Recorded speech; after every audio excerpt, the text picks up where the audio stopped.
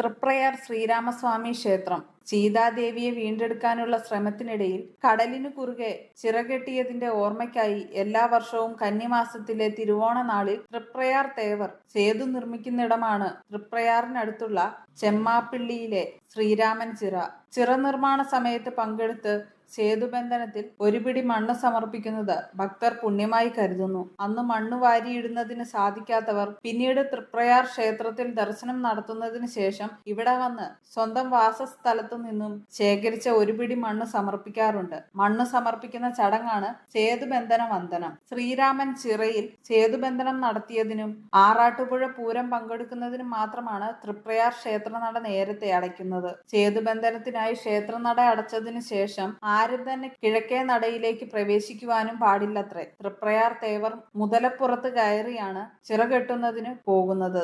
നടയടയ്ക്കുന്ന സമയത്ത് മീനൂട്ട് കടവിൽ അസാധാരണമായ തിരയിളക്കം കാണുമെന്ന് പൂർവികർ സാക്ഷ്യപ്പെടുത്തിയിട്ടുണ്ട്. ഗുരുവായൂരിലെ ദർശനം പൂർത്തിയാകണമെങ്കിൽ സമീപത്തുള്ള മമ്മിയൂർ ശിവപാർവതി വിഷ്ണു ക്ഷേത്രത്തിലും പോകണമെന്ന് പറയുന്നത് പോലെ തൃപ്രയാറിലെ ദർശനം പൂർത്തിയാകണമെങ്കിൽ ശ്രീരാമൻ ചിറയിലും പോകണമെന്നാണ് ഭക്തജന വിശ്വാസം. എന്നാൽ എന്തെങ്കിലും കാരണവശാൽ അതിനു കഴിഞ്ഞില്ലെങ്കിൽ ക്ഷേത്ര ദർശനം നടത്തുന്നതിനിടയിൽ ശ്രീകൃഷ്ണ ക്ഷേത്രത്തിന് മുമ്പിലെത്തി വടക്ക് കിഴക്ക് മൂലയിലേക്ക് നോക്കി വന്ദിച്ചാലും മതിയെന്നാണ് പറയപ്പെടുന്നത്.